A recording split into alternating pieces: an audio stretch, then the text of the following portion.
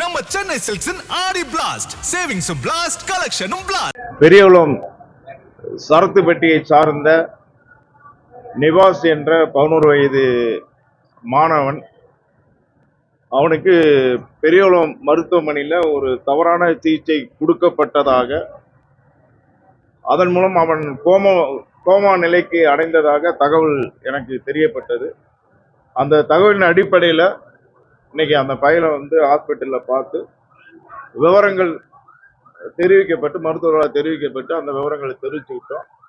அதே மாதிரி மாண்புமிகு நம்முடைய சுகாதாரத்துறை அமைச்சர் அவர்கள் தகவலுக்கு சென்று அவர் சென்னையிலிருந்து ஜாயிண்ட் டைரக்டரை அனுப்பி இதற்கான ரிப்போர்ட்டை கேட்டிருக்காரு. அவங்களும் பையன் நிவாசை ஆய்வு செய்துட்டு அதற்கான ரிப்போர்ட்டை எடுத்துக்கிட்டு சென்னை போயிருக்காங்க.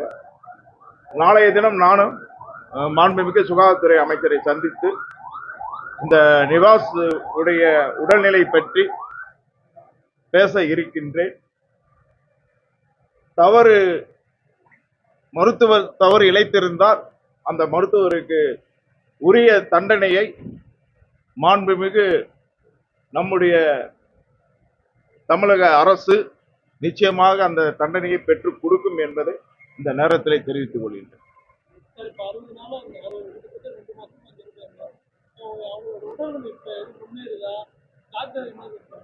உடல்நிலை முன்னேற்றம் இல்லை. கிட்டத்தட்ட 54 நாட்களாக இந்த மருத்துவமனையில் இருக்காரு. உடல்நிலை முன்னேற்றம் இல்லை. ஒரு கடினமான தருணத்தில் தான் அவர் இருக்காரு.